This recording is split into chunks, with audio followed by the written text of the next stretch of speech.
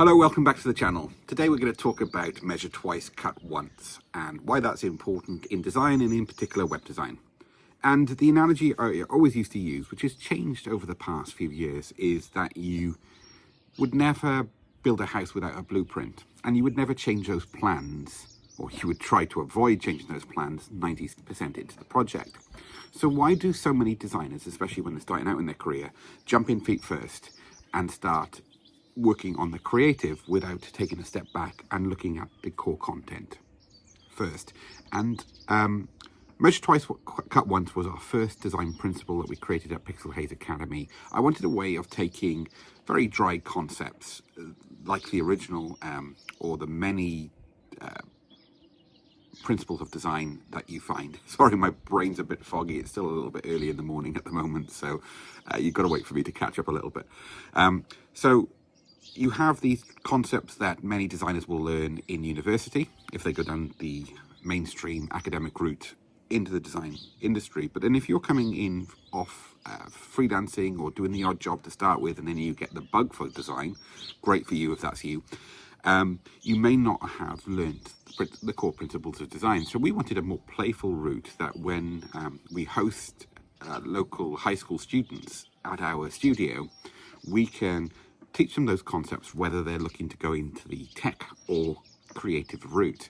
So even non-designers can learn about design principles and create better looking websites and earn a bit of money whilst they are maybe starting out their career or getting experience to be a back-end developer.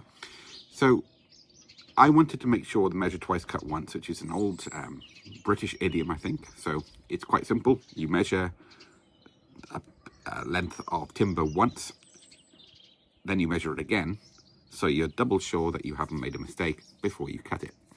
If you measure once, or worse still, don't measure at all, and you do it by eye, there's an increased chance of you making a mistake, which could be costly because you have to then go back to the hardware store or the timber yard and order additional timber to replace the mistake that you've made. So we're bringing that into web design, and that's why I created the website blueprint, which is our entire process, and within that, the bullet point brief. The bullet point brief is designed to be quick and at the same time detailed enough. And we have it available on our Pixel Haze Academy membership. We have it available on Udemy for just a few quid. I think it's on sale a lot of the time for about $10. And that is 20 years of my experiences all pumped into the first 10% of the project.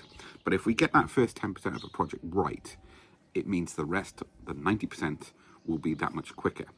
So the way I always look at website projects is that the last 20% can take, in some extreme instances, 90% of the time, which is a bit of a head scratcher, but essentially you can get key milestones in projects. So we go through the planning stage to start with, where we sit down with clients and we extract a brief from them. We also set out the parameters and the goals for the project, and also key measurables. How are we going to be fairly held to account as a designer? And the way I often will say this is, if we were to meet up in 12 months' time and judge the success of this project and whether you are happy, have chosen me as a supplier or not, then that's something that we need to write down as key measurements. What do we need to do for that to be a success? That makes it very easy for our clients to completely understand. And then once they understand that, we can write it down. I don't think I can remember more than one or two occasions where a client's ever come back and just said, oh, those measurements we put in 12 months ago, let's review them. It just doesn't happen, because the relationship kind of either goes into dormant mode once the website's finished and the client goes on to do other things and they don't really want to be talking to us every week about a project that's already wrapped up, or we move on to a retainer or some sort of support plan where we are looking to build on the website once we're looking to kind of expand the website out, bring in more marketing and traffic from social media, maybe doing pay-per-click ads, maybe doing some cold outreach, and SEO on the website. These are all things that can happen at the end of a project. It really depends on the client and their requirements, and then going back to this planning stage to lay out very clearly what the aims and goals of the websites are, and then how we as the designers fit into it. So think of a good, detailed, robust planning stage, which again, I've got a full course available for this, as being your insurance policy as a designer. That means that on average, you'll still get outliers, but on average, you'll be able to reduce the turnaround time on your projects, meaning that you can spend more time researching new design techniques, which is great fun for most designers, or just have more time to yourself and your family, or to go out and enjoy yourself, because you are not constantly under the pump by having a poorly planned project where you are making up ground for earlier mistakes.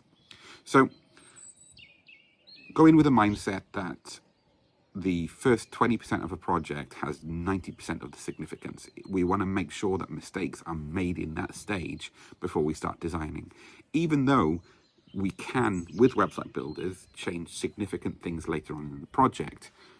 Believe me when I say that, in my experience, you want to avoid that at all costs, because a client can take advantage of that fact, especially if they know that you can change it, and B, you're just creating knock-on issues. So by changing one section, one panel of one Squarespace page, may mean that we're reusing that design on other pages as well, or we'll need to update the content on maybe 5 pages that have interlocking content, or maybe links that go across from page to page.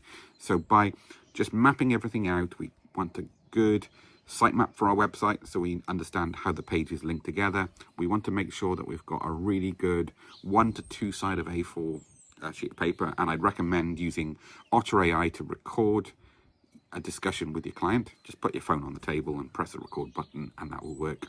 And then once that's recording, you can get a transcript then where I've got built a series of questions that are tried and tested for over thousands of different briefs. And then we can extract that content from our clients and get it down in writing, which protects you. The great thing is then we can bring that into ChatGPT, Grok, or Google Gemini, and then alongside the structure for the brief document, we can get it to write a formal brief for us. So the whole process I've got down to, in some cases, under 10 minutes, including the recording.